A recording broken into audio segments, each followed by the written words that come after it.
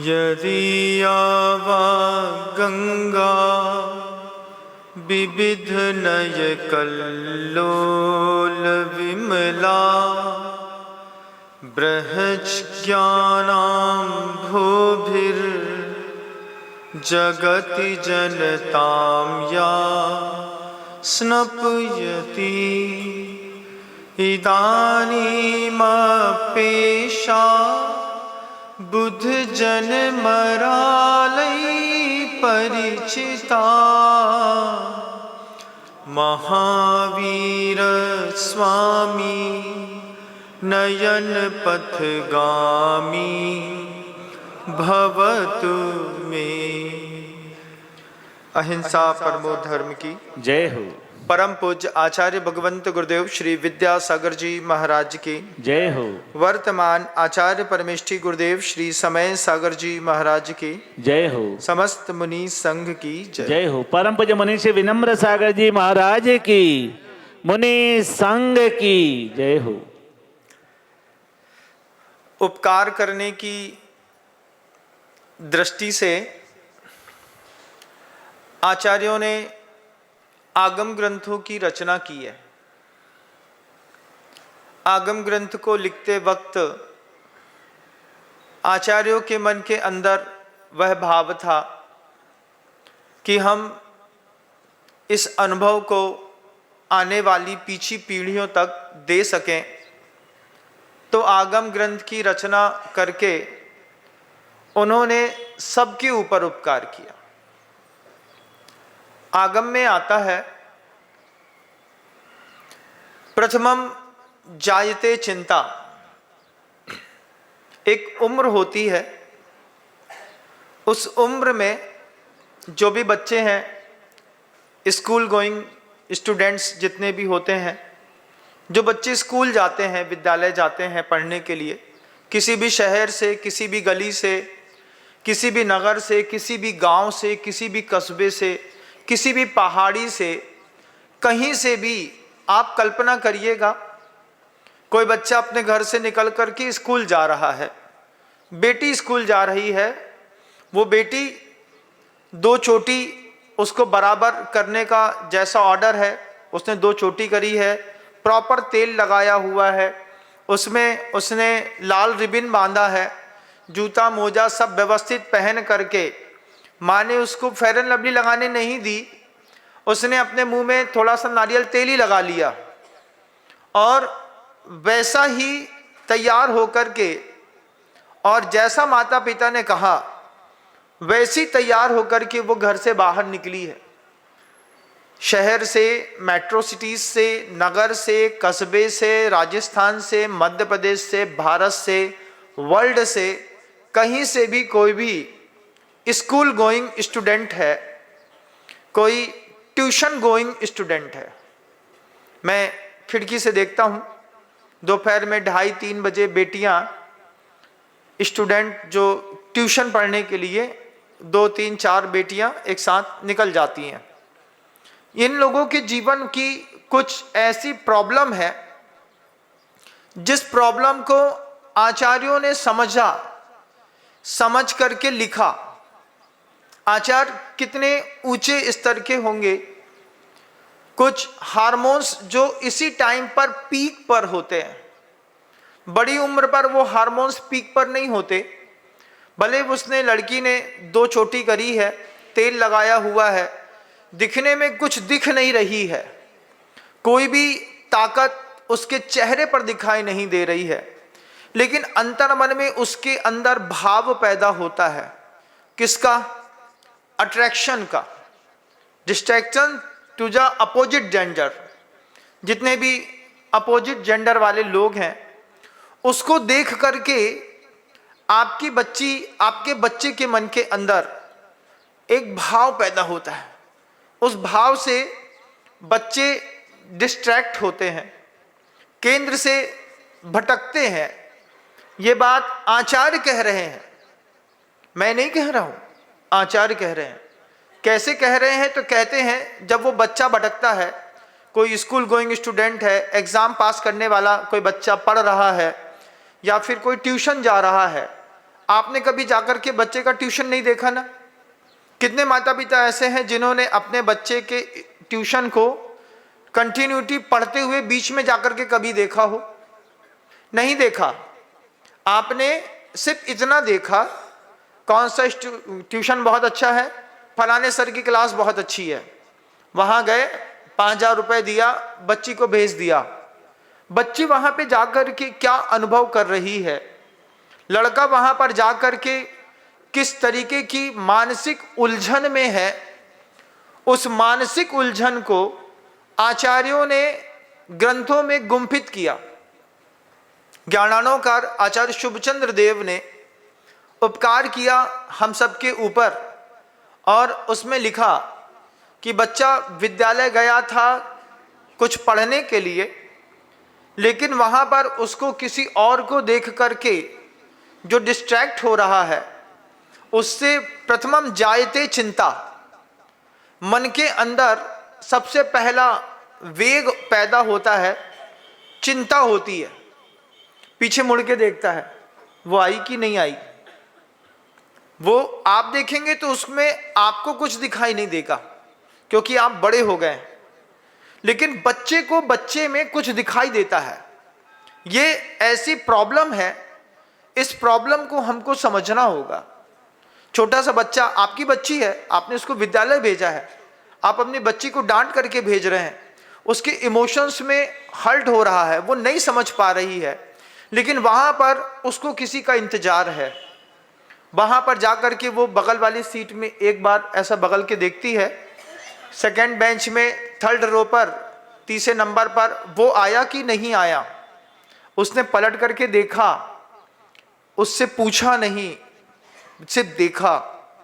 फिर अपनी सहेली से पूछती है, आज वो नहीं आया। ये पूछना आपके जीवन में कभी घटा होगा, कभी किसी लड़के ने पूछा होगा, क्यों आज वो नहीं आई, नहीं आई। तो ये क्या था? पहला वेग था, प्रथमम जायते चिंता। सबसे पहले मन के अंदर चिंता पैदा होती है। हम पलट के नहीं देखेंगे, लेकिन हम ये चाहते हैं कि अगर 39-40 स्टूडेंट हैं हमारी क्लास में तो 40 की 40 अवेलेबल होना चाहिए। उसमें से 3 नहीं आए तो कौन नहीं आया। फिर जो नहीं आया उसकी छवि चेहरे पर दिखाई देती है, ये नहीं आई, ये नहीं आया। तो छोटे छोटे बच्चे 5th क्लास से ये वेग शुरू होता है और एक उम्र तक 35 साल की उम्र तक चलता है। 35 साल की उम्र तक इस वेग में तीव्रता रहती है।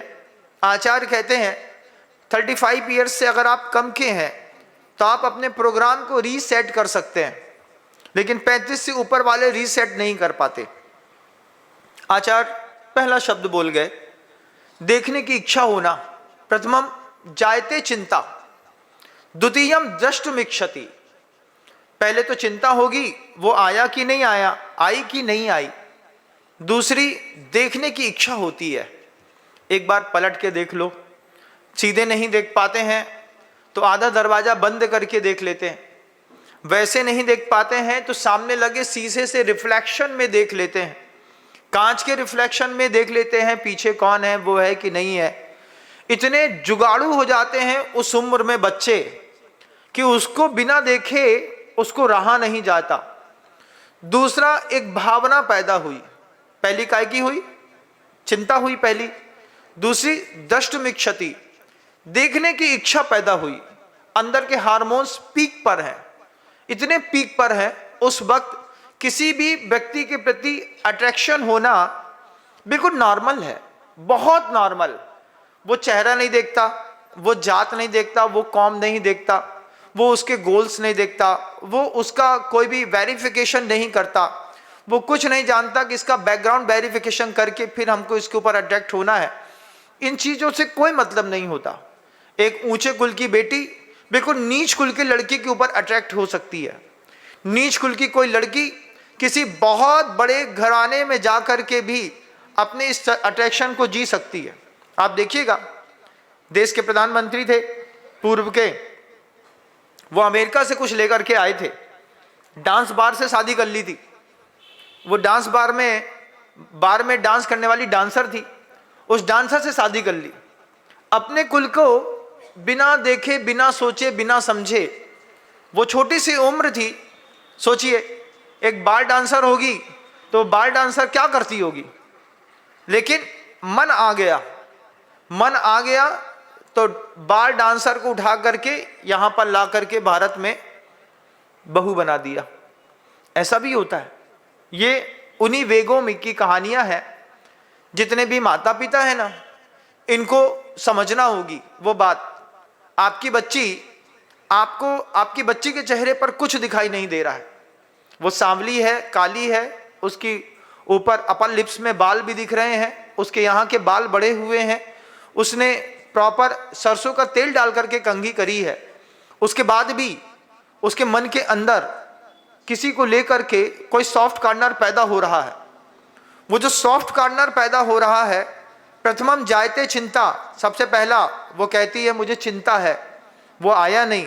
द्वितीयम दष्टुमिच्छति, दूसरा वेग, उसको देखने की मन के अंदर इच्छा पैदा होती है, बस एक बार देख लो कोई बैठा है कि नहीं बैठा, सबका स्पॉट फिक्स है, उसी स्पॉट पे एक बार पलट के देखेगी आई कि नहीं आया, आ गया तो फिर रिलैक्स है। फोमो कहते हैं, FOMO, fair of missing complex का। उसमें किसी के साथ रहने पर आदमी उस उम्र में अपने आप को बड़ा कूल और कंफर्ट फील करता है। मान लो किसी से बात हो जाए, पहली बार कभी आपने जब बात करी होगी तो 10th क्लास में मान लीजिए आपने कभी किसी से बात करी होगी। छोटी उम्र में जब तक ये भाव नहीं था तब तक तो कोई बात नहीं, लेकिन जब भाव पैदा हो जाए, उससे बात हो जाए, फिर आदमी के आने का जाने का अपना एक रूल्स होते हैं। लड़के इसी उम्र में अपने कपड़ों में ड्रेसिंग सेंस पर ध्यान देते हैं। बिना प्रेस किया हुआ पैंट पहन करके वो स्कूल नहीं जाते। स्कूल में जाते वाला जो बच्चा है, अगर वो शर्ट में प्रेस कर रहा है, पैंट में अपनी स्कूल ड्रेस पे प्रॉपर प्रेस कर रहा है, पहले तो पता ही नहीं था, शर्ट दे दी, मम्मी ने सुखाई, हमने पहनी, मम्मी ने झटकारी, पहन के चले गए। क्यों?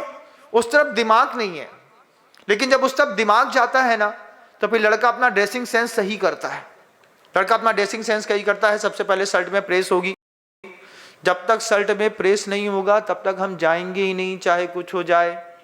फिर वो अपना जूता चमकाएगा, पैंट में प्रेस करेगा प्रॉपर, और व्यवस्थित होकर के वो जा रहा है। इसका मतलब है उसको इस वेग से ग्रसित होने का समय मिल गया है। वो इस वेग से ग्रसित है, आपकी संतानें भी ग्रसित हैं, आपके घर के अंदर भी इस तरीके का वातावरण बन रहा है। उस वातावरण को माता पिता अगर नहीं समझते हैं, तब जाकर के घर के अंदर अनीतियां होती हैं। प्रथमम जायते चिंता, द्वितीयम दष्टुमिच्छति, तृतीय दीर्घ निश्वास। आचार्य शुभचंद्र देव कहते हैं तीसरे वेग जब उस काम का चढ़ता है तो गहरी श्वास छोड़ता है।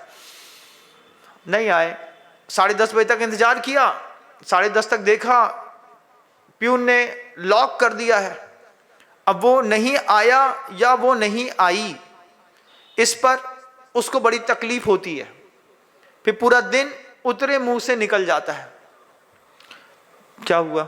अरे कुछ नहीं, आज मन नहीं लग रहा। क्यों मन नहीं लग रहा?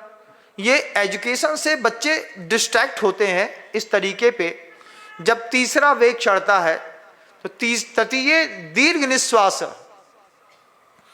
गहरी श्वास छोड़ता है। आने से वो फिर गाना आता है, आने से उसके आए बाहर, जाने से उसके जाए बाहर, उसके दिमाग में चलता है। वो उसी तरीके की अपनी अंदर की एक्टिविटी को जनरेट करता है।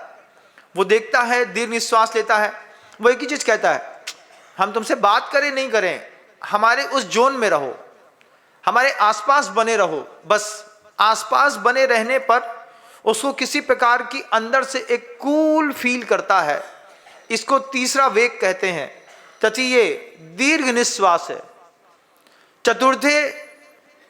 चतुर्थे में कहते हैं भजते ज्वरम।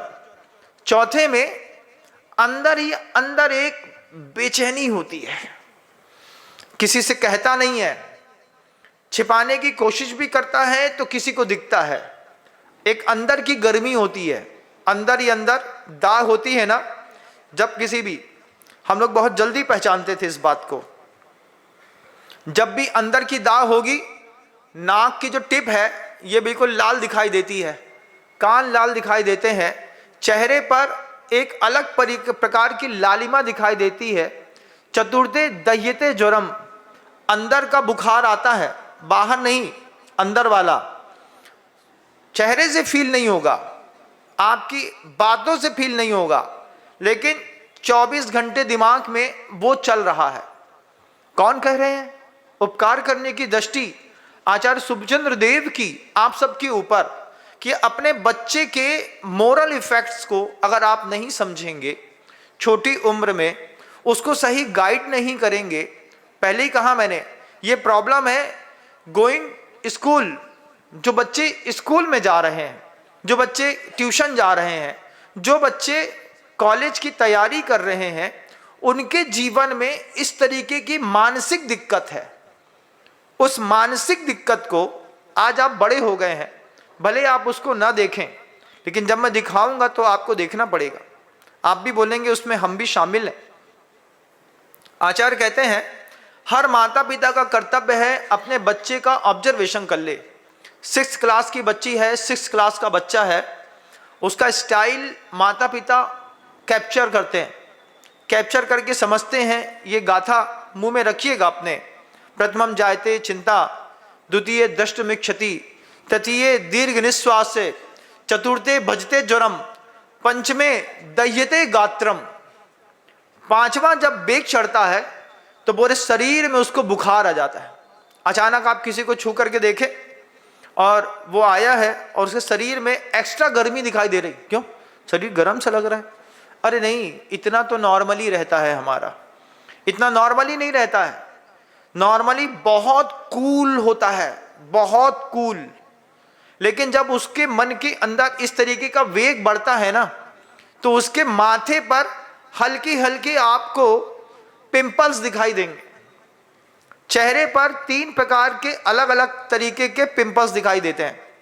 माथे का पिंपल्स जो होता है वो किसी भी चीज के टेंशन वाला होता है। गाल पर जो पिंपल्स होते हैं, ये सारे के सारे जो पिंपल होते हैं, ये वो उसी के पिंपल्स होते हैं जो गाल पर बढ़ने की कोशिश करते हैं।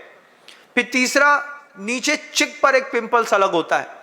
तो चिक के पिंपल्स, गाल के पिंपल्स, माथे के पिंपल्स, जितने भी आपको साइकियाट्रिस्ट हैं वे इसको इस बात को बताएंगे कि पिंपल्स को देख करके, चेहरे को देख करके, इस तरीके के सामुद्रिक शास्त्र को देख करके व्यक्ति पकड़ता है दिमाग में चल क्या रहा है। माथे का पिंपल्स देखा, माथे में छोटी छोटी फुड़ियां हो गई, कोई लोड है, वर्कलोड के कारण यहां पिंपल्स आता है। किसी प्रकार का इसी तरीके का हार्मोनल स्ट्रेस होता है तो गाल पर पिंपल्स आकर के धीरे धीरे उसको बड़े होना शुरू करते हैं।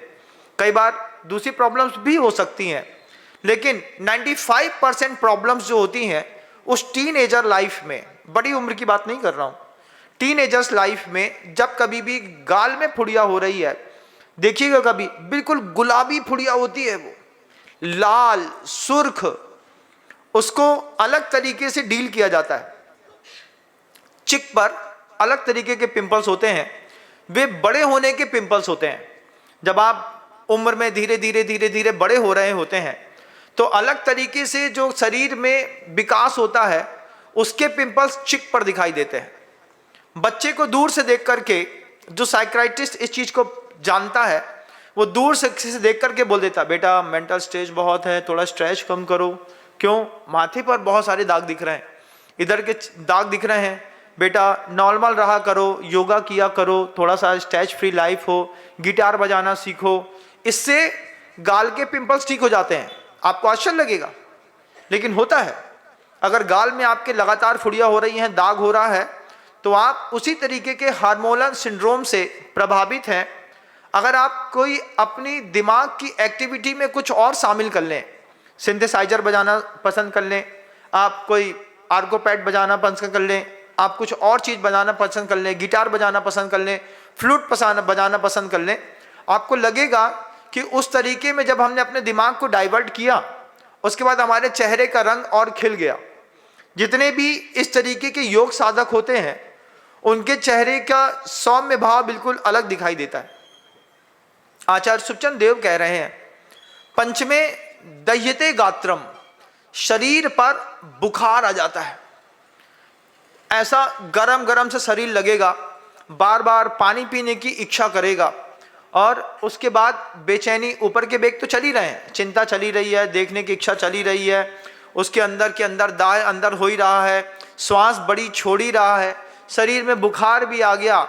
छठवें बेग पर आचार्य कहते हैं षष्ठम भुक्तम न रोचते, खाने के लिए कुछ भी दे दो हमें अच्छा नहीं लग रहा। क्यों अच्छा नहीं लग रहा? कल तक तो अच्छे से खाते थे, आज अच्छा नहीं लग रहा। क्या खाना है? फिर एक अंदर से एक बात उठती है, कुछ अच्छा बना दो। ये घर के अंदर आप जब सुने अपने बच्चों के मुख से, क्या खाना है? कुछ अच्छा बना दो। अब बोलने का जो टोन है वो बिल्कुल डाउन है, लेकिन खाने की इच्छा अच्छी है। उदास के चेहरे से बोलेगा कुछ अच्छा बना दो, ये खाने की इच्छा नहीं हो रही। अच्छा खाने की इच्छा हो रही है, बोलने का तरीका बिल्कुल डाउन है। जब ऐसा कोई बच्चा बोलता है, इस बच्चे से के इस तरीके के संवाद से बच्चे के माता पिता समझते हैं कि षष्ठम भुक्तम न रोचते, कुछ भी खाओ, खाने की इच्छा में उसको पसंद नहीं आ रहा है, अच्छी से अच्छी चीज बना करके दे दो। नहीं, क्या मैं थोड़ा सा हो करके आती हूँ, मैं होकर के आ रहा हूँ। फिर वो वहाँ तक जाएगा, वहाँ से वापस आएगा। आपके मोहल्ले में भी ऐसा होता होगा। मोहल्ले में पर्टिकुलर एक फिक्स टाइम पर अगर कोई बच्चा बाइक लेकर के निकलता है, अगर कोई बुलेट लेकर के निकलता है, धक धक धक धक धक धक धक धक धक धक धक धक धक, वो दूर से आवाज आती है उसको। फिर वो उसका फिक्स है कि वो एक प्रॉपर डिस्टेंस पर विसल मारेगा, अपना हॉर्न बजाएगा। उस प्रॉपर स्पॉट पर विसल मारने पर वो विसल की आवाज कान तक जाएगी। कान पर जाने पर सामने वाला जो पॉइंट है, जिसको टारगेट किया जाता है, जिसके ऊपर ट्रिगर दबाया जा रहा है, वो ट्रिगर टारगेट जो है अपने टेरिस तक आएगा। एक नजर मिलेगी, चुपचाप आगे बढ़ जाएंगे। इस तरीके का काम। महाराज ये तो लव स्टोरी बता रहे हैं आप, मैं कोई लव स्टोरी नहीं बता रहा हूं। मैं ये बता रहा हूं कि आपका जो बच्चा है वो इस चीज को फेस कर रहा है और आप अपने बच्चे को इस चीज पर फेस नहीं कर रहे हैं। इसी उम्र में बच्चे ने एक गलत निर्णय ले लिया ना, तो बड़े घर की जवान लड़की किसी नीच कुल के घर के अंदर जाकर के और नॉनवेज बना करके रहने लगेगी। उसको बचाना जरूरी है। उसको बचाने के लिए आगम के उपकार के जो शब्द लिखे गए हैं उसको समझना भी जरूरी है, क्योंकि आप तो ग्रंथ खोल के पढ़ेंगे नहीं, और ग्रंथ में वो बातें लिखी हैं तो वो किसके लिए लिखी हैं? आपके लिए लिखी हैं, लेकिन आपके पास टाइम नहीं है। आचार्य कहते हैं षष्ठम भुक्तम न रोचते, छठवां बेग जब उसका चढ़ता है दिमाग के अंदर, इस तरीके के पॉइंट ऑफ ट्रिगर किए जाते हैं। बिल्कुल फिक्स टाइम पर अगर आपका बच्चा निकलता हो, अगर आप अपने बच्चे को अभी देखिएगा, 5 मिनट पहले अगर वो टाइम पे निकल जाए और आने के टाइम पर 5 मिनट लेट होता हो या बिल्कुल 5 मिनट 10 मिनट आगे पीछे होता हो, समझिएगा हमारा बच्चा किसी दूसरी चीज को, मेंटली चीज को सरवाइव कर रहा है, हम उसको समझ नहीं पा रहे हैं। पिता बेचारा लगा है दुकान में पैसा कमाने में, माँ लगी है लौकी की सब्जी बघारने में, बच्चे जो हैं तीसरे काम पे लगे हैं। बच्चे को प्रॉपर आप खाना देते हैं, आप उसको पूरा एजुकेशन देते हैं, प्रॉपर टाइम पर सारे के सारे चीज़ों की सुविधा देते हैं, बच्चा आपको रिजल्ट नहीं देता है। बच्चे का रिजल्ट इसी बात पर डिस्ट्रैक्ट होता है। अगर आपने अपने बच्चे को आउटपुट में सब कुछ अच्छा दिया है तो इनपुट में 100/100 आना चाहिए। लेकिन बच्चा अगर 100/35 ला रहा है, बच्चा 100/33 ला रहा है, 38 ला रहा है, 40 ला रहा है, 50 ला रहा है, गुड सेकंड आ रहा है, या फिर फर्स्ट डिवीजन भी आ रहा है, लेकिन सिर्फ 61% लेकर के आ रहा है। ऐसे जितने भी बच्चे इस उम्र में इस कैरेक्टर को लेकर के अपने सर्टिफिकेट्स में इससे ऊपर के मार्क्स जनरेट नहीं करवा पा रहे हैं, वे सारे के सारे बच्चे इसी चीज से गाफिल होकर के अपने आप को खराब कर रहे हैं। ये वो उम्र है जिस उम्र में हमको बच्चों को समझाना होता है। हमको किसी ने नहीं समझाया, लेकिन हम आपको समझा रहे हैं। हमको किसी ने नहीं समझाया कि पढ़ाई करने से क्या होता है क्या नहीं होता है। पिताजी ने एक बार मेरा आईक्यू टेस्ट किया था। उनको देखा कि बच्चा जो है, जो ओवरऑल जो है एक सामान्य कैटेगरी का है, तो पिताजी ने एक बार हमसे कह दिया 3rd डिवीजन ही सही, लेकिन पास होना है, फेल हो गए तो स्कूल से नाम काट देंगे। जब पिता ने एक लक्ष्मण रेखा खींच दी, डेडलाइन खींच दी, 3rd डिवीजन ही सही, उसके बाद कभी मैं फर्स्ट नहीं आया, हमेशा थर्ड सेकंड आता रहा। क्यों? क्योंकि मेरे फादर ने मेरे लिए एक डेडलाइन खींची है, 3rd डिवीजन ही सही, लेकिन फेल नहीं होना है। नहीं हुए, जिस बार हुए उसके बाद से स्कूल जाना ही छोड़ दिया। लेकिन प्रॉब्लम्स होती हैं, बच्चों की इस प्रॉब्लम्स को आपको समझना है। ये साइकोसोमेटिक डिसीज है जो छोटी उम्र पर हार्मोनल चेंजेस के कारण बच्चे जिसमें पीक पर चले जाते हैं। बच्चे कुछ समझते नहीं हैं, लेकिन बच्चे अंदर ही अंदर एक अलग दुनिया में जी रहे होते हैं। आप उस दुनिया को जी करके आए हैं, आप उस दुनिया से बाहर निकल गए हैं, लेकिन बच्चा आपका अभी उसमें सरवाइव कर रहा है। बच्चे के चेहरे पर कोई अट्रैक्शन नहीं है, लेकिन बच्चे के दिमाग पे एक अट्रैक्शन क्लिक कर रहा है। आचार्य कहते हैं 6वां वेग बढ़ता है, षष्ठम भुक्तम न रोचते। कुछ भी खाया हुआ हो शरीर पे लगता नहीं। आप कहते हैं ना, महाराज जी इसको समझाओ, इसको कुछ भी खाते हैं इसके शरीर पर नहीं लगता है। शरीर पर क्यों नहीं लगता है? कम टू द पॉइंट, क्यों नहीं लग रहा? दिमाग में जम नहीं रहा। सप्तमे स्यान महामूर्छा, 7वां वेग जब आता है उसी काम का, तो आचार्य कहते हैं महामूर्छा। क्या हुआ? चलते चलते चक्कर खा के गिर गए, बीपी छोटी उम्र में लो हो जाए, शुगर हाई हो जाए, ब्लड प्रेशर बढ़ने लगे, इसको कहते हैं सप्तमे स्यान महामूर्छा। बार बार बच्चा इस तरीके से मूर्छित होता हो, बहुत ज़्यादा उसको पसीना आता हो, एसी के नीचे रहना पसंद करता हो, बहुत हाइपर स्पीड का फैन चला करके अपने कमरे में रहता हो, समझिएगा सप्तमे स्यान महामूर्छा। बच्चे नेचुरल रूम उनके लिए बनाया जाता है। किसी भी बच्चे के कमरे में, स्टूडेंट क्लास वाला जो भी बच्चा होता है, उसके कमरे में कभी एसी मत लगाइएगा। एसी में बैठ करके पढ़ाई करने वाले बच्चे कभी पढ़ नहीं पाते बंधुओं, उनका दिमाग अलग तरीके से डाइवर्ट हो जाता है। किसी भी बच्चे का रूम देखिएगा, किसी भी बच्चे का अगर पढ़ाई लिखाई वाला स्टूडेंट वाला बच्चा है, रूम है साफ सुथरा, एक उसको बेड दे दिया है, उसके चारों तरफ की दीवारों पर कोई ना कोई प्रोजेक्ट चंगा रहता है। एक तरफ उसका टाइम टेबल लिखा रहता है, सुबह का टाइम टेबल अलग लिखा रहता है, रिवीजन करने का अलग है, हमको अपना होमवर्क करने का टाइम टेबल अलग है, दोपहर में पढ़ने का अलग है, स्टडी करने का अलग है। एक बच्चे के एक दीवार पर टाइम टेबल चिपका हुआ है, एक बच्चे दीवार पर एक में प्रोजेक्ट चिपके होते हैं। एक बोर्ड लगा लेता है बच्चा बहुत अच्छा, उसमें पीले कलर के वाइट कलर के कागज आते हैं ना 4 इंच बाई 4 इंच के, जिसमें पीछे गम लगी रहती है, उस गम में अपना प्रोजेक्ट फाइल कर लेता है। बिस्तर पर बैठता नहीं, खड़े खड़े पूरा का पूरा अपने कमरे में सिर्फ स्टडी करता रहता है। वो घूमता रहेगा, उसको पीने के लिए सिर्फ वहां पर पानी उपलब्ध होगा। आप तो बड़े घर के निकले, आपने बढ़िया चाय बना करके उसको एक केटली पे चाय रख दी, बेटे जब इच्छा पड़े तो गर्म करके पी लेना। बैठ करके बिस्तर पर कभी भी बच्चा पढ़ता नहीं है, क्योंकि बच्चा अगर बिस्तर पर बैठा है तो बिस्तर पर बैठने के साथ ही बच्चा स्लीपिंग मोड ऑन कर लेता है। आपने भी कई बार ऑन किया होगा, आपने अपने जीवन में देखा होगा। बिस्तर में बैठ करके आप पढ़ने के लिए बैठे, सामाजिक विज्ञान की किताब निकाल ली, इंग्लिश की निकाल ली, एक कॉपी निकाल ली, अच्छे से खा लिया, बिस्तर पर अच्छे से ठंडे बिस्तर पर बैठ करके पढ़ना शुरू किए। सबसे पहले दफ्ती में पढ़ रहे हैं, फिर धीरे धीरे दफ्ती नीचे लगने लगती है, तो आदमी तकिया को ऊपर रख लेता है। तकिया ऊपर रख लेगा, फिर तकिया के ऊपर जो है वो अपनी दफ्ती रख करके पढ़ेगा, फिर उसको लगेगा ऐसे नहीं पढ़ना है, लेट करके पढ़ लेता हूँ, तो फिर वो तकिया नीचे रखेगा, दफ्ती किनारे रखेगा, लेटेगा, दाईं करवट लेट करके किताब खोलेगा, बीच में एक पेन फंसा देगा, फिर उसमें अड़ा करके एक पेन को ऐसी खड़ी करके और किताब गिर ना जाए उसको फंसा करके देखेगा, पढ़ता रहेगा पढ़ता रहेगा पढ़ता रहेगा। फिर उसको लगेगा नहीं यार हमको नहीं पढ़ना, तो वो किताब को धीरे से बंद कर देगा, किताब को रखेगा तकिया के नीचे और एक चद्दर उठा करके खींचेगा और धीरे से बोले पहले आधा घंटा सो लेते हैं फिर देखते हैं। जब भी आप बिस्तर में बैठेंगे आपका स्लीपिंग मोड ऑन हो जाएगा। बच्चों को ये बात को समझानी होती है।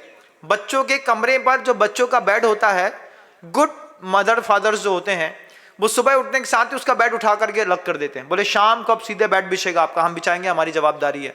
लेकिन आपके स्टडी रूम में आपका बेड नहीं होगा, कोई भी फॉर्म नहीं होगा, किसी भी प्रकार का पिलो नहीं होगा। ये अच्छे स्टूडेंट के कमरे होते हैं। मैं देखता था कि जो फ्रेंड था उसने पूरे कमरे में पूरे कागज चिपका के रखे थे, कागज चिपका के रखे थे और दरवाजे के पीछे ब्रूसली का एक बेहतरीन वाला फिगर चिपका करके रखा था। हमने कहा था या तो तुम पढ़ सकते हो या फिर तुम ये बन सकते हो। बोले नहीं मैं दोनों बनूंगा। योगेंद्र प्रताप सिंह उसका नाम था, योगेंद्र सिंह बघेल। बोले जैन मैं दोनों बनूंगा, तुम देखना मैं पढ़ाई भी करूंगा और मैं अपनी बॉडी भी बना करके दिखाऊंगा। आखिर उसने कमाल करके दिखाया। बचपन में पढ़ने वाला योगेंद्र सिंह बघेल आज अपनी भारतीय फौज पे बहुत अच्छे कमांडेंट ऑफिसर के रूप में वहां पर खड़ा हुआ है। अभी लेह लद्दाख में उसकी जॉब चल रही है। सोचने वाले करके दिखा देते हैं। लेकिन आपका जो बच्चा है वो आपका बच्चा अगर मान लीजिए सप्तमे स्यान महामूर्छा, अब उसको मूर्छा में चल रहा है, उसको लगातार पसीना आता है, ब्लड प्रेशर बढ़ने लगा है, पेट में दर्द होने लगा है, कॉन्स्टिपेशन की शिकायत होने लगी है, बच्चा बार बार कहता है कि हमको दिन में 2 बार जाना पड़ रहा है, 3 बार जाना पड़ रहा है, रात में उसके यूरिन का प्रेशर अगर 2 बार से ज्यादा उठता है बनता है, 2 बार अगर आपका बच्चा, एक बार बच्चा वैसे नॉर्मली उठता है, जो बहुत अच्छे स्टूडेंट होते हैं वो रात में सिर्फ एक ही बार उठेंगे अपना ब्लडर का प्रेशर फिनिश करने के लिए। लेकिन अगर बच्चे के दिमाग में कुछ और ऑब्जेक्ट चल रहा है तो बच्चा 2 बार अगर 3 बार अगर यूरिन के लिए उठ रहा है, निश्चित मानिएगा उसका मेंटल डिसऑर्डर चल रहा है। सप्तमे स्यान महामूर्छा, अष्टमे उन्मत्तत्वम, अथाष्टमे, और 8वां जब बेग आता है तो उन्मादी हो जाता है घर के अंदर। जैसी माँ बोलेगी ये करना है, हमको नहीं करना, तुम कर लेना, तुम्हारे काम जाने, हम जा रहे हैं। कहाँ जा रहे हैं? कहीं भी जाएं, मर जाएं, हमको तुमको क्या मतलब। ऐसा बोलेगा बच्चा, निकल जाएगा। माँ समझती है बच्चा उजड्डी हो गया है। बच्चा उजड्डी नहीं हो गया है, बच्चा उन्मत्त हो गया है। उजड्डी में और उन्मत्त में अंतर होता है। तो 8वां बेग चढ़ेगा तो वो उन्मत्त अष्टमे, 8वें बेग में उन्मत्त वक्त व्यवहार करता है। वो कब आएगा, कब जाएगा, कब क्या करेगा, कोई भरोसा नहीं है। उससे बोलो खाना खा लो, खा के आए हैं, खा लिया था, एक पराठा दे दो बस हो गया, अपनी धुन में मस्त है। वो माता पिता को माता पिता नहीं। ये 8वें बेग पर बच्चा अपने माता पिता से कहता है, परिवार वालों से कहता है मुझे हॉस्टल में डाल दो, मैं हॉस्टल में रहूंगा। लड़की 17 साल की 16 साल की बोले मैं अपने माता पिता के साथ नहीं रहना चाहती, मुझे हॉस्टल में रहना है। 8वें बेग उसके दिमाग में काम कर रहे हैं। 9वें बेग में कहते हैं, 9वें प्राण संदेह हो, 9वां बेग चढ़ जाता है तो बिल्कुल जैसे महाराज सैनिक को चढ़ गया था ना, चेलना के बिना नहीं रह पा रहे हम, तो अभय कुमार गए महाराज सैनिक के लिए चेलना लेकर के आने के लिए। ऐसे 9वें में वो बिल्कुल निर्लज्ज होकर के कहता है हम उसके बिना नहीं जी सकते। फिर वो बार बार करेगा, कबूतर जा जा जा, पहले प्यार की पहली चिट्ठी साजन को दे आ, किसी न किसी बहाने से। तो पहले तो कबूतर भेजे जाते थे, अब तो कबूतर भी नहीं भेजना पड़ता, हाथ में ही कबूतर है, कबूतर जा, टप, एक आवाज आई, आवाज आते ही साथ ही तुरंत देखा, फोबिया कैसा, जैसे ही एक टप की आवाज आई तुरंत देखा भैया आया कि नहीं आया, आया कि नहीं आया, आया कि नहीं आया। ये क्या है? 9वें प्राण संदेह हो। आचार्य कह रहे हैं उसके प्राण में संदेह पैदा हो गया। 9वां वेग काम कर रहा है। वो घर से कह रहा है कि मैं यहां से बाहर जाऊंगा, मैं यहां पे नहीं रह सकता। मैं हमेशा कहता हूं अपने बच्चे को 6th क्लास में नेशनल डिफेंस एकेडमी में 3 साल के लिए एडमिशन करा दीजिए, सिर्फ ओनली 3 years। आपने बच्चे का 6 क्लास में बेटी है या बेटा है, 3 साल तक बच्चे को नेशनल डिफेंस एकेडमी में NDA में एग्जाम दिलाइए। मटकुली है, पंचगनी है, गाडरवारा है, और भी जगह है। हर जगह आपको आसपास के एरिया में आप चेक करेंगे तो आपके एरिया में कहीं ना कहीं आपको NDA का बिल्कुल नियरेस्ट स्कूल मिल जाएगा। उस स्कूल में 3 साल बस एडमिशन कराइए, 6, 7, 8, 3 साल भी बच्चा अगर NDA में पढ़ गया ना, लाइफ टाइम तक टाइम मैनेजमेंट के साथ लाइफ मैनेजमेंट को सीख लेगा। हर चीज में उसकी एक्यूरेसी ऑटोमेटिकली दिखाई देगी। लेकिन जो लोग बच्चे सामान्य से, अब बच्चा क्या है महाराज, एक बार स्कूल में भर्ती करा दिया, बड़ी कॉन्वेंट स्कूल थी, उसमें तो एडमिशन होना ही मुश्किल है, अब करा दिया तो कौन निकालता है? मत निकालो, तुम नहीं निकालोगे, ये बात बिल्कुल जानता हूं मैं इस बात को। लेकिन तुम ये भूल रहे हो कि तुम्हारे बच्चे इस वेग से ग्रसित हो रहे हैं। 9वें प्राण संदेहो, 10वें में कहते हैं मुंचते सुभी, 10वें में तो वो प्राण का त्याग ही कर देता है। देखिएगा कितने बच्चे नहीं होते, सुसाइड कर ली, हाथ काट ली, नस काट ली, कहीं कुछ कर लिया, जहर खा लिया, ऑल आउट पी लिया, कूद गए, फांसी लगा ली। 10वां वेग, ये वेग टीनेजर्स बच्चों को चलता है। प्रॉब्लम कहां पर है? प्रॉब्लम है जो स्कूल गोइंग स्टूडेंट है, प्रॉब्लम है ट्यूशन गोइंग स्टूडेंट है, प्रॉब्लम है कॉलेज में कॉलेजियंस हैं। ये सारे लोग जो हैं, ये इसमें छोटे छोटे बच्चे प्रभावित हैं, और इन प्रभावित बच्चों की दुनिया को हम आप देखते तक नहीं है।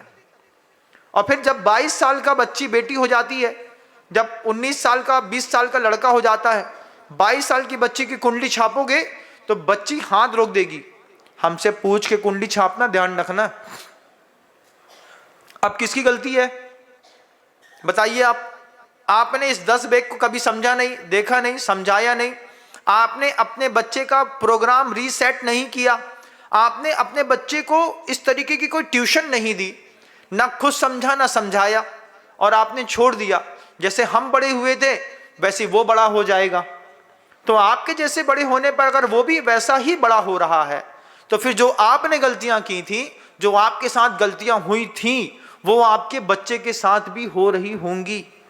सेक्सुअल चाइल्ड एब्यूज सबसे ज्यादा अगर कहीं होता है तो बॉयज के साथ होता है। ये बात आप पूरी दुनिया में तय करिएगा। वो बच्चों में एब्यूज होते हैं। वे बच्चे इस तरीके से शुरुआती दौर पर ही अपना दिमाग इतना खराब कर चुके होते हैं कि इनका पूरा का पूरा रिजल्ट, पूरी लाइफ का रिजल्ट बिगड़ जाता है। किसी भी चीज पे बैकग्राउंड वेरिफिकेशन किए बिना जब ये बच्चे किसी भी इस तरीके के सिंड्रोम में आकर के आगे बढ़ते हैं, इन बच्चों को लौटाने में माता पिता असक्षम हो जाते हैं। फिर आप वो तरीका अपनाते हैं, फिर आप सेमिनार्स में जाते हैं, फिर आप 3 दिन के किसी भी प्रैक्टिकल वर्कशॉप पर जाते हैं। उसके बाद आप महाराज के पास आते हैं, महाराज श्री थोड़ा सा एक्स्ट्रा टाइम चाहिए है, अगर अकेले में बात करनी है। मैंने कहा क्या बात करनी? प्लीज महाराज सबके सामने बात नहीं कर सकते। आप बोलते होंगे कभी न कभी, जब आपको लगता है कि ये साधु दमदार है, समझा सकता है। इंटरनेशनल मास्टर्स जितने अच्छे मोटिवेशनल स्पीकर्स होते हैं, वे आपसे 2-2 हज़ार रुपए का टिकट लेते हैं, फिर आपको ये बात बताते हैं। साधु आपको फ्री ऑफ कॉस्ट देता है, तो जैसे फ्री में आया हुआ नल का पानी आप नाली में बहा देते हैं, ऐसी बातें आप नाली में बहा देते हैं। यही सेमिनार्स में आपको कोई अच्छा रॉबिन हुड टाइप का दिखा रहा होगा ना, गंजा होकर के, कान में ऐसा पहना करके, बोल करके hi everyone and friends how are you, तो तुरंत आप समझ जाएंगे कि वाव और हुआ हुआ होने लगेगी। लेकिन यहां पर साधु अपनी सम्यक समिति के साथ संस्कृत के श्लोक आचार्यों के बीच में रख करके वही बात को आपके बीच में कहने की कोशिश कर रहा है। आप उस बच्चों के वेग को समझिएगा। बच्चों के वेग को कंट्रोल करने के लिए कुछ भी ऐसे फायर पॉइंट्स होते हैं, जिन पॉइंट्स पर अगर आप अपने बच्चों को तैयार कर देंगे, आपका बच्चा हमेशा आपके हाथ में रहे। 22 साल की उम्र में बेटी कहती है, माता पिता हमारी जिंदगी का फैसला लेने वाले कौन होते हैं? हम खुद फैसला करेंगे। फिर माँ को, सबसे पहले माँ को सब पता होता है। दुनिया में घर में अनीति हुई, माँ सब जानती है। सारी लड़कियों के घोटाले माँ के पेट में पच करके बाहर निकल जाते हैं। पिता को कुछ पता नहीं चलता, माँ को सब पता रहता है। टाइम पर माँ अपने पिता को बताती नहीं है, बताएंगे तो झगड़ा हो जाएगा, बताएंगे तो फिर घर में बात होंगी, विवादें होंगी, फिर बड़े पापा को पता चलेगा, फिर छोटे चाचू को पता चलेगा, फिर वो क्या कहेंगे, वो क्या कहेंगे। इस चक्कर में आप अपने बच्चे को पूरा खो चुके होते हैं। लड़का हो या लड़की, अगर आपके घर के अंदर जबरदस्ती किसी अदर कास्ट में, इंटर कास्ट में मैरिज हुई है, उसके लिए आपका अपने बच्चे को सही समय पर नहीं समझाना ही सबसे बड़ा कारण रहा है। और अगर आपने अपने बच्चे को सही समय पर समझाई है ये बात, बेटा आचार्य सुखचंद महाराज ने पहले से आगम ग्रंथ में ये वेग लिख दिया है। कहते हैं कि एते वेगे समाक्रांतो जीवस तत्तम न पश्यति। जिसके दिमाग में इस तरीके के 10 वेग चल रहे होते हैं, चाहे पहला चाहे 10वां, वो जीवम तत्वम न पश्यति, वो किसी चीज को नहीं देखता, अपना डेवलपमेंट नहीं देखता, अपना गोल नहीं देखता, अपने स्किल्स नहीं देखता, अपना बैकग्राउंड नहीं देखता है, अपना टैलेंट नहीं देखता है, अपना विजन, अपना मिशन, अपनी होप्स, अपने ड्रीम्स, सब कुछ खोज करके बच्चा सिर्फ एक चीज में लगा रहता है, बस मुझे तो वही चाहिए, एक झुंझुना पकड़ा दो। वो झुंझुना दिखा दिया, पता चला बाद में मूर्ख चंद के मूर्ख चंद निकले। विद्यालय में एक बच्चे ने, टीचर जब बहुत स्पीड में पढ़ाते थे, लगातार मेंटल प्रेशर इतना तेज रहता था, मैं आज भी उस चीज को याद करता हूं। 11वीं क्लास की बात है, शुरुआत हुई, टीचर टाइम से 5 मिनट पहले कमरे पर अवेलेबल, हम बाद में पहुंचे, टीचर पहले खड़ा। टीचर को अपने कोर्स कंप्लीट करना था। एक ने बायोलॉजी पढ़ाई, जस्ट उसके बाद फिजिक्स पढ़ाने वाला आ गया, उसके बाद केमिस्ट्री पढ़ाने वाला आ गया, फिर इंग्लिश पढ़ाने वाला आ गया, उसके बाद फिर दूसरा सब्जेक्ट पढ़ाने वाला आ गया, फिर एक ने साइंस पढ़ाई, फिर एक ने कुछ प्रैक्टिकल पढ़ाया। 25-30 दिन तक पढ़ा। पढ़ने के बाद एक दिन जो सबसे हार्ड टीचर थे, कलेजा मजबूत करके हार्ड टीचर से बोला, महाराज आचार्य महोदय, एक चीज समझ में नहीं आती, हम इतना पढ़ क्यों रहे हैं? इतना पढ़ने की क्या जरूरत है? क्या जिंदगी वास्तव में बहुत कठिन है? इतना पढ़ने की क्या जरूरत है? आपके अंदर भी, बच्चों के अंदर भी ये क्वेश्चन आता होगा। बच्चे कभी बोलते होंगे, इतनी पढ़ाई करके क्या करने वाले हैं, इतना पढ़ने से क्या मिलेगा? तो जो राम से जीवन जी पटेल टीचर थे, बायोलॉजी पढ़ाते थे, उन्होंने बहुत अच्छी बात कही। उन्होंने कही, जैन एक चीज दिमाग में धर लो। उन्होंने कहानी सुनाई, छोटी सी लेकिन कहानी प्रासंगिक थी। एक विद्यार्थी ने अपने शिक्षक से पूछा, तो शिक्षक ने इसी बात के जवाब में उसके हाथ में एक पत्थर दे दिया, और पत्थर देकर के कहते हैं कि जाओ बाजार में जाना, और इसकी कीमत में, जब भी कोई इसकी कीमत पूछे तो कुछ बोलना मत, सिर्फ 2 उंगली दिखाना। तो बोला ठीक है, बेच के मत आना, सिर्फ 2 उंगली दिखाना। गुरु ने आसम का पत्थर दे दिया। बाजार में गया, बाजार में जाते साथ ही सब्जी वाली से बोला, कितने का लोगी? लेंगे। कितने का? बोले 20 रुपए का। 20 रुपए का।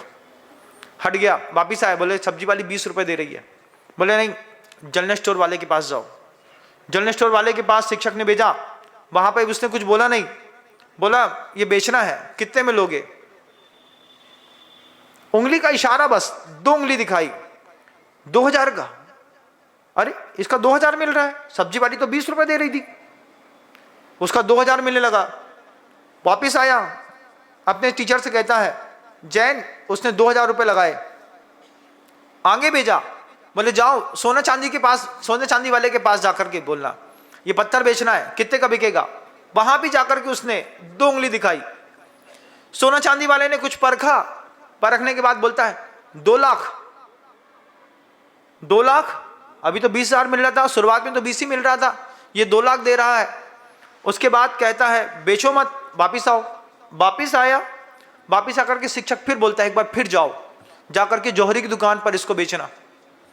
जौहरी की दुकान पर जब वो पत्थर को लेकर के गया, तो पत्थर वाले ने, जौहरी ने उस पत्थर को देख करके पूछा कितनी कीमत लोगे इसकी? उसने फिर इशारा किया। जौहरी बोलता है 20 लाख। अब 20 लाख में और 20 रुपए में तो बहुत अंतर हो गया, काफी डिस्टेंस हो गया कि नहीं?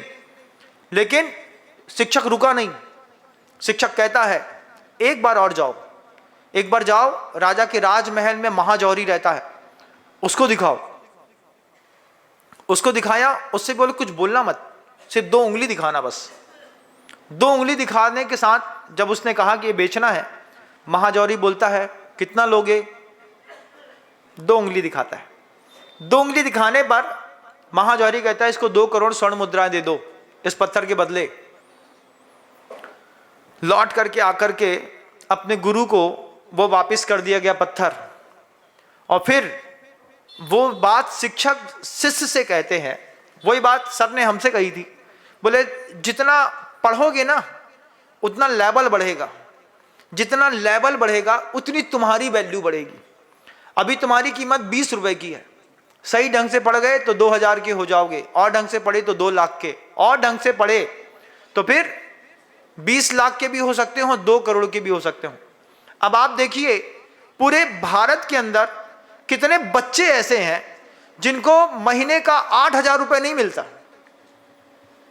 टीचर की नौकरी कर रहे हैं, 8000, 9000, 10000। क्या होता है 10,000 रुपए से, मुझे बताओ।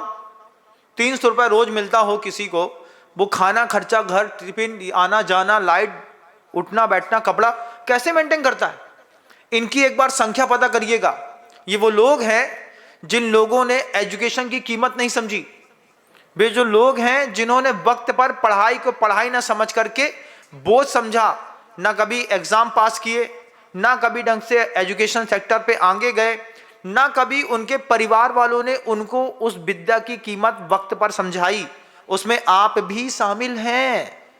आप ऐसे नहीं है, ऐसा नहीं, आप भी शामिल हैं। आपने भी BA MA कर करके कोई कमाल नहीं कर लिया तुमने। बहुत सारे लोग होंगे 5वीं फेल होंगे, बहुत सारे 12वीं फेल वाले मिलेंगे, मैं भी शामिल हूं। इसके अलावा और भी लोग मिलेंगे। क्यों? क्योंकि जब पढ़ने का टाइम था तब पढ़ाई की कीमत ना शिक्षक ने बताई, ना माता पिता ने बताई। दिमाग का पूरा कंसंट्रेशन दूसरी तरफ फंसा हुआ था। धीरे धीरे धीरे करके जैसे तैसे बस उम्र निकल गई, एक कुंडली छपी, उसमें ऊपर लिख दिया MCOM, LLB, BA, MSc। कोई ने मार्कशीट नहीं पूछी, ये तुम्हारा सौभाग्य था। आज तुम्हारी मार्कशीट पूछे तो 12वीं फेल की तुम्हारी भी निकलेगी। हमारी तो जग जाहिर है, वो मैंने खुद करी, क्योंकि HRC कहते थे झूठ नहीं बोलना, कहीं तुमको कोई ज़्यादा ना नाप ले। बात करता हूँ बड़ी बड़ी बातों में लगता है महाराज बहुत पढ़े लिखे हैं। एक आया बोला महाराज जी आप तो IITian हैं। हमने कहा हाँ, आई के बाद T लगाना हम भूल गए थे। हमने कहा इंटरमीडिएट तो है लेकिन IITian नहीं है। बोले नहीं महाराज जी हमको आपके बारे में पता है, आपने IIT पास आउट किया है, अमेरिका से रिटर्न होकर के आप आए हैं, आपने बहुत बड़ी जॉब छोड़ी है।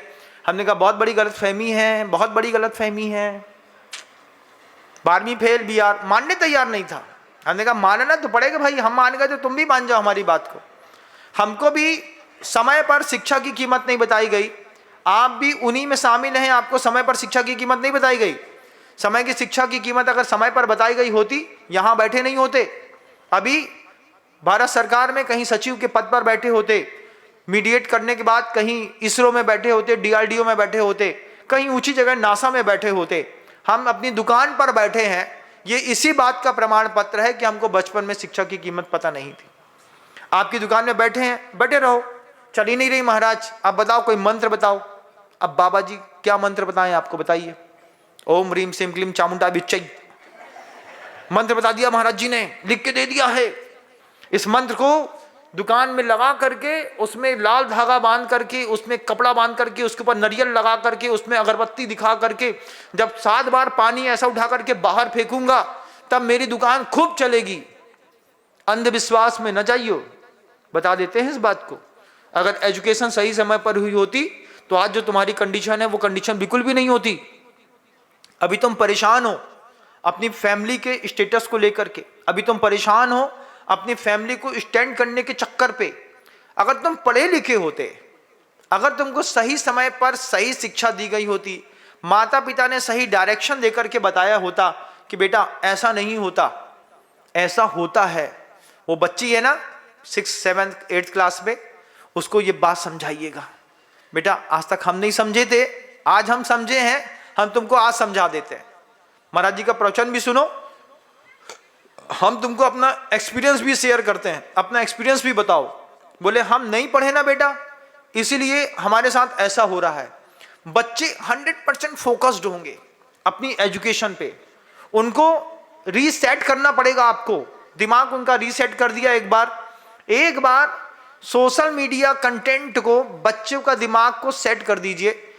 ये धनतेरस आने से पहले अपने बच्चे का, अपनी वाइफ का, सबका मोबाइल एक साथ रिबूट करके एक बार उसको पूरा डिलीट कर दो। एक बार, बस एक बार डिलीट कर देने पर जितने दुनिया भर के ऐप का कचरा आपके दिमाग पे रखा है, दीपावली की सफाई में सबसे पहले मोबाइल की सफाई टू बी मस्ट कंपलसरी। महाराज दीवाल पोतने से काम ना पड़ेगा, मन पोत लो पहले।